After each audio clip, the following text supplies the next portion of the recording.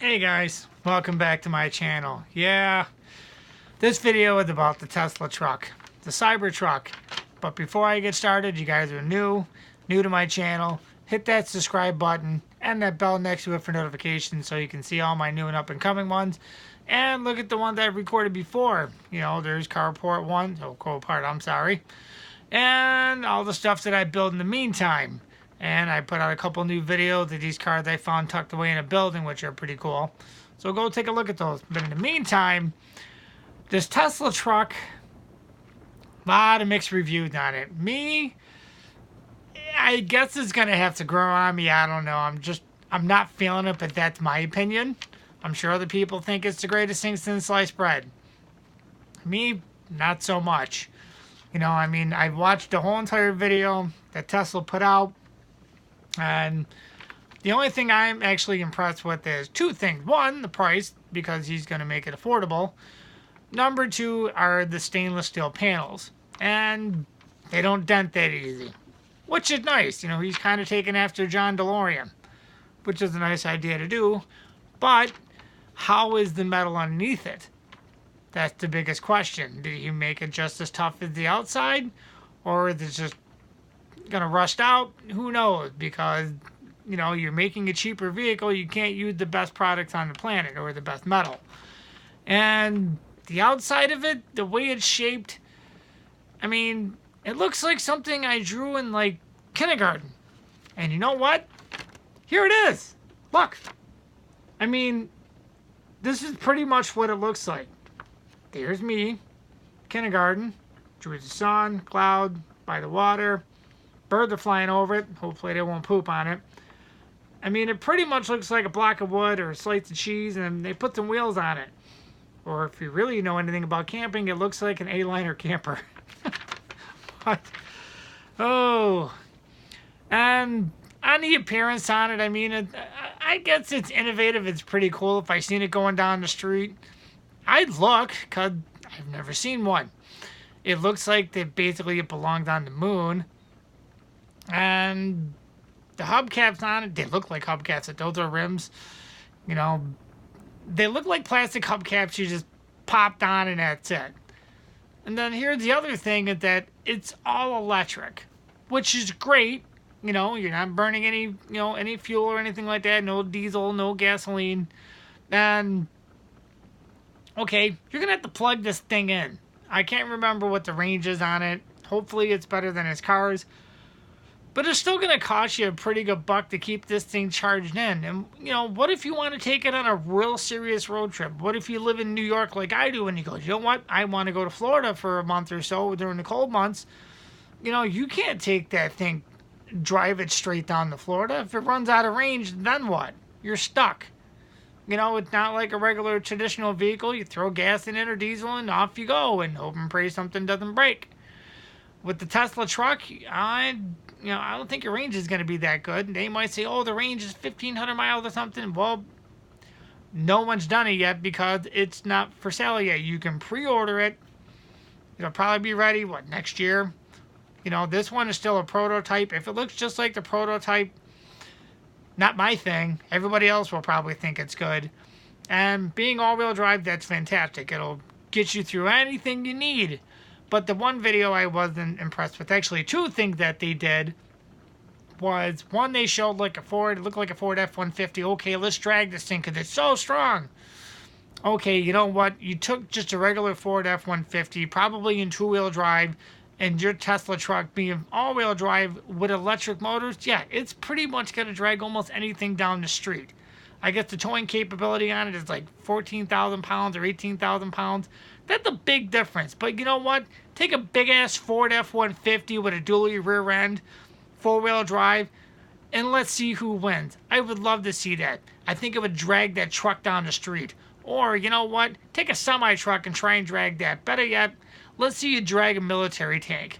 You claim to be your truck is so tough, I want to see that. Take a military tank against it.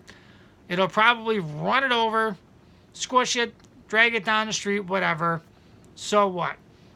But, you know what? It is what it is. You know, I guess it's new, it's innovative, it's affordable.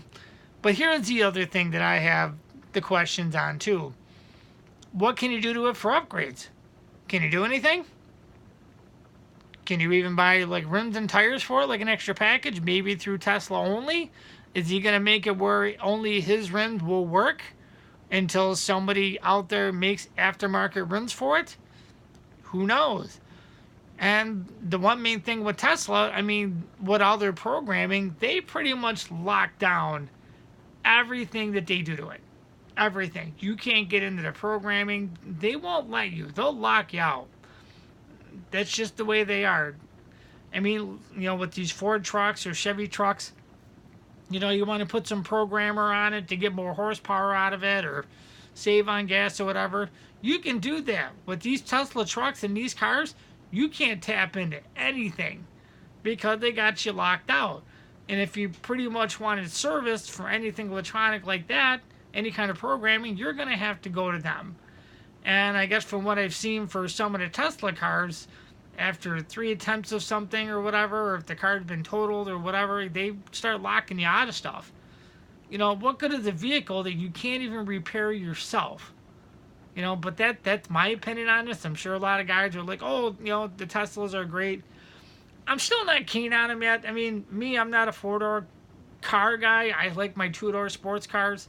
I've been a car guy my whole life, so that's probably where I'm getting it from. You can't swap anything out on the Tesla. You can't. Can't swap out anything from, one Tesla to make it upgraded better from another one. The truck, and the cars are kind of all their own. So, I guess time will tell. And until, somebody buys one and they really go through it. I seen a picture of the interior of it. It just looks real blockish. Kind of like the older 80 cars, like the Lamborghini Countach was real square and the dashboard would, flat as a coffee table. This thing kind of looks to be the same way. Is there going to be a lot of plastic in it? I like my creature comforts in a vehicle. I don't like having everything just straight and flat and, we're getting now with vehicles where they're curved. A lot of things are curved. They look pretty and all that. The Tesla truck is just so flat in every direction. That's what kind of turns me off about it. The front end of it, it's just flat. That's it.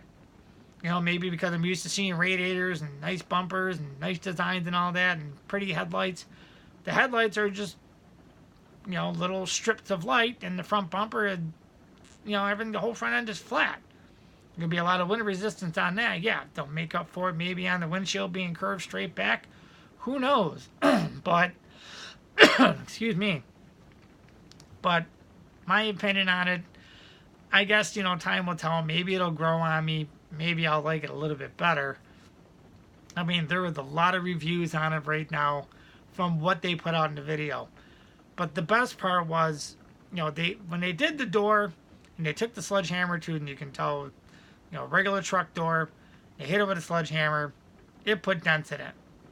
Okay, you took it to the truck door, they hit it, didn't put any dents in it. I think maybe if you really would have swung that thing really hard, maybe a lot harder than, most people would probably do it, or if you get in a, mild accident, maybe it'll hold up, but if you hit it hard enough, you're going to dent it. But the best part about it, that I loved, that I thought was funny as hell, was when they took the plate window and they dropped this metal ball. They dropped it a couple of times from different heights, and it seemed to have held up really well. So I was thinking, okay, these windows are going to hold. So if you get into an accident, they're not going to shatter, go into your face, or into anybody else that's in your vehicle. It's not going to go all over the place. Okay, great.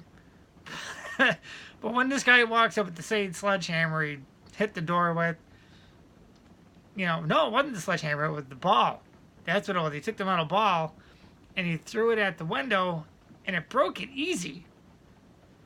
And then the second one broke. Threw it at it, shattered it. And I'm surprised it didn't go through it.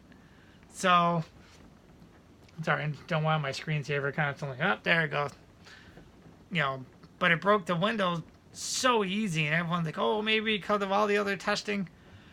I don't think it's going to weaken the glass that much. If they tested it, earlier in the day and threw a couple of those metal balls at it, and it broke that easy, I'm sorry, then a real world testing, if you're out driving around, vibration's going to do a lot. Rocks are going to get kicked up from other vehicles. Something somewhere down the line going to hit your windows. Okay, but if they just tested it just a few times with that ball and then that guy threw the ball at it and it broke that easy, that would worry me. Yeah, regular traditional windows on a vehicle are probably going to break just as easy, but don't claim that your windows are bulletproof, they're shatterproof, and they break that simple and after a couple of testings, it weakened them. Not impressed. I'm sure everybody out there can agree with me. What are you going to do? Maybe he'll fix that problem. I hope so, because if the windshield breaks that easy then too, how awful expensive is it going to be to replace these windows if they break that easy, if they clean their, bulletproof and everything else, and you got to replace them? It's going to be god awful. I can see it now. They're going to make the truck cheap and affordable so these guys can have them, but when you go to replace parts, they're probably going to be god awful expensive. It'd probably be cheaper to buy one than it would be having to, put one all together. And then a lot of people seem to, realize too, trucks now are not what they used to be. A lot of people use them for work trucks. People still do. I do. I use it to move all my builds around, and load stuff in the back of it, whatever. That's what trucks were intended for.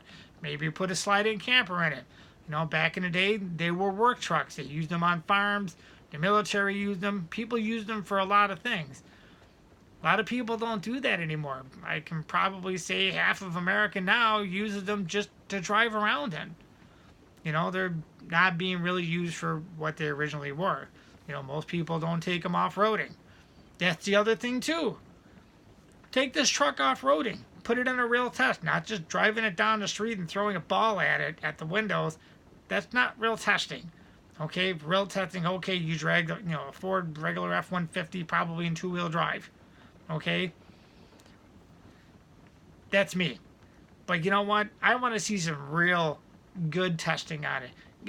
Take that thing in the woods. Take it out in the severe cold and let me know how well that truck does. Because everybody knows you get something. Take it up in like British Columbia, Canada, where it gets like minus 30 degrees and get in that truck after it's been sitting for 24 hours and see how well everything works and moves around. That'll be a good test. Okay? Take it four-wheeling. Beat the snot out of it. Let's see how well it's going to hold up then. That'll be true testing. But for right now, there's no real world testing on it. Just because you took an all-electric quad runner and you drove it out the back of it, and you put it in there and it showed you just towing a Ford F-150, 20 feet or whatever, and with the video of it going down the street. That's not testing. Okay? Till those trucks really come out and people really start driving them, I'd say probably after about 6 months, then you'll have some really good results of what these trucks are going to do. But in the meantime, it still looks like something the aliens dropped off. And said, here you go, we don't want it. I guess it's going to be a love-and-hate relationship with these things until they come out and everybody just drives the crap out of them. But till then, I'm just not real keen on it because there's just not a lot of information on it. The windows broke easy. Yes, I'm impressed with it being a stainless steel body and you can take a sledgehammer to it and they don't dent that easy. But here's the other question. Okay, if you take a hammer to a door like that, that's got to be really thick metal. How heavy is this truck? How heavy is it going to be? How are other parts going to hold up? Let's just say you blow one of these electric motors for some reason and Tesla decides that, well, we're not going to cover you out of warranty. How much are the parts going to cost? That's the other thing too. Nobody really knows yet. All we know with the price tag of what this truck's going to cost. You can do your pre-orders. That's all we really know. Taking a sledgehammer to it and taking some metal balls to the window that broke the windows. Not my idea of testing. But till then, you guys are just going to have to wait and see what happens. Watch my other videos that are coming out. And if you're new, please hit that subscribe channel because everyone knows we're all trying to get to that 1,000 subscriber mark. Is it easy now? No, it's not. YouTube keeps changing all the rules, man. They're just making it harder and harder. YouTube is growing, and there's a lot more, creators out there, which is fantastic. But in the meantime, for guys like me, this month, I'd say probably around the 15th of this month in December, I've been on this a year. So, you know what? Sorry about that. My phone's telling me the battery's low. It'll get over it. So in the meantime, please hit that subscribe button, hit that like, tell your friends and other videos, and share my videos. Help me get monetized. If you guys help me out, I got no problem, mentioning your guys' channels. I support everybody else that supports me. We got to grow together. Till then, hey, stay safe, and I'll see you on the next one.